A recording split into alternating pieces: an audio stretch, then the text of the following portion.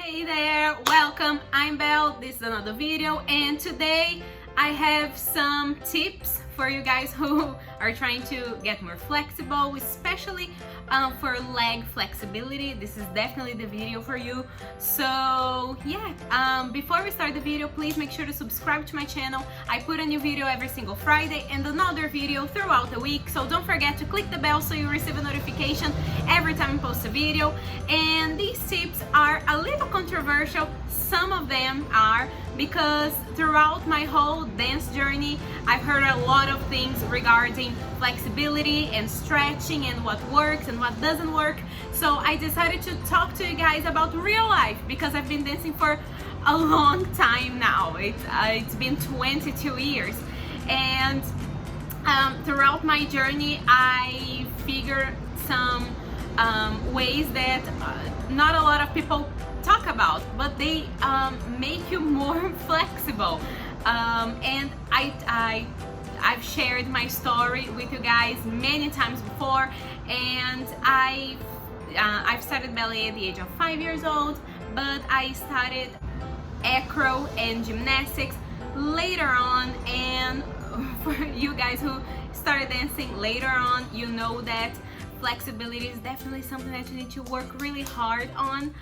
So I just want to share with you guys these tips. These are things that work for me. If you've heard differently, please just understand that these are things that work for me, and they can work for you too. So yeah. First tip is definitely change your stretching routine. Not the time, obviously, not the time that you do them. Just if you do them like every morning, keep doing them every morning. What I mean is change what you do when you stretch. So for example, you do lunges, you can still do them, but add other stuff, add different elements, because at least for me, when I'm stretching, I feel like if I keep doing the same thing over and over again, my body just gets used to it and it stops working after a while. Especially if you stretch every day, it gets a little I don't know, it gets a little boring maybe, but that's not the word that I'm looking for. I think that what I want to say is your body just gets used to it.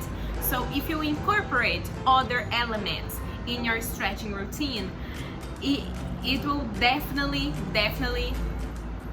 increase your chances of reaching your goal fast. So my tip number one would be definitely add other elements, add different elements. I've seen a lot of videos around the internet basically saying do these 3 things and you'll get your splits in a day or in a week. It doesn't work. It doesn't. I'm sorry to break it to you guys, it doesn't work, and it might leave you hurt or sore or injured. So please take it easy and be patient, but add other elements. If you, as I said, if you do lunges, if you do if you already have your stretching routine, you don't have to stop doing it, just add other elements and change them up a little bit, because it makes it's kind of challenging for your body, and that will make you be able to be more flexible a lot faster. But don't forget to do that every day. It's really important to stretch every day. So that's my tip number one. Tip number two is one that might be a little controversial too. You know, when you're stretching and you're trying to like that classic stretch, like reach your toes, touch your toes.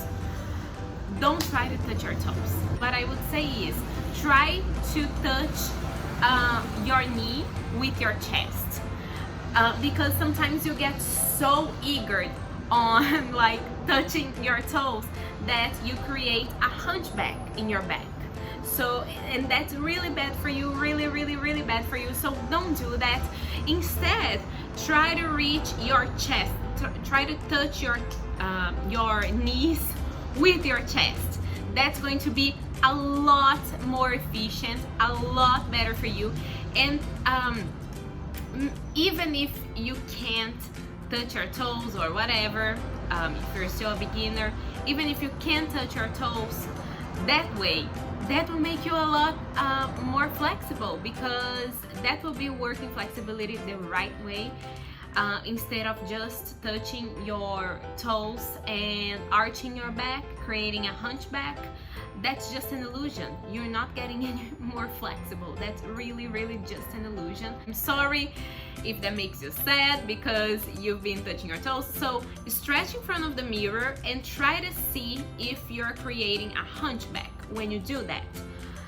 If you're not, then it's completely fine, but try to know that, try to touch your knees with your chest. That's the best advice. That's probably the best advice from this video, because touching your toes without trying to touch your knees with your chest, it's just an illusion. It doesn't work, and it might leave you sore or maybe even injured, because it doesn't do anything when it comes to your flexibility. So don't do it. I mean, try to do it. Try in a different way, you know? So tip number 2, touch your knees with your chest. Tip number 3 is actually really easy, but it's something that helps me a lot, especially with soreness. By the way, I have a video here on my channel on soreness, so please make sure to watch the video. It's great. It has tips that, again, have been working for me for a long time, for years and years. So please make sure to check the video. I also have a playlist on dance videos, and they include like dance tips and also tutorials. So if you want to learn from me, I really want to make more tutorials, but I've had a surgery on my right foot, so I can't really dance. But I'm really looking forward to that. So yeah, if you see my cancer scare video that I posted last week, you know exactly what I'm talking about. But I'm really looking forward to that and making more tutorials. So my tip number 3, let's cut to the chase here. My tip number 3 would be, after you stretch, take a hot bath or a hot shower. If you have a bathtub, take a hot bath. That's going to be a lot better. I can't really explain like scientifically what it does to you, but all I know is it's kind of soothing for your body. That's the word that I was looking for, soothing. That's kind of soothing for your body to have something hot. I know that some people prefer something cold, but like cold stuff like have never worked for me really. So but hot stuff, that really works for me. No pun intended, by the way.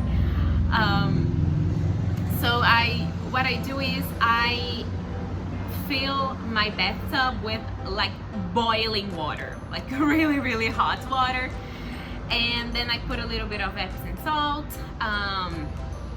just what I want when it comes to scents and stuff like that, soap, liquid soap and stuff like that, and I just stay there for like 30 minutes and then I'm done. And it's great. It's really, really good. You'll feel great if you do that, and it prevents soreness, which is something that might have a big impact on how often you're going to stretch, because if you feel soreness, you're not gonna feel like stretching because your body hurts. So that's something that I do to prevent that. And by preventing that, you will be able to stretch more often and get your results faster. So yeah, take a hot bath after you stretch. So yeah, these are my 3 tips. I know that they're really, really simple and basic, but they are things that work for me. And honestly, online, I haven't seen anything like this. So I just figured I had to come to my channel and share with you guys, because if I had someone coming up to me and sharing this instead of figuring it out all by myself, it would be a lot easier. So I hope it was helpful. So thank you for watching. Leave in the comments below other tips when it comes to stretching and flexibility. especially leg flexibility, which was kind of the point of this video. If you want a video on back flexibility, I can make that too. I just didn't want to include in this video because it would be a 1 hour long video. So yeah, thank you guys so much for watching. Don't forget to subscribe, click the bell, give this video a thumbs up, and I see you soon for a brand new video. Bye!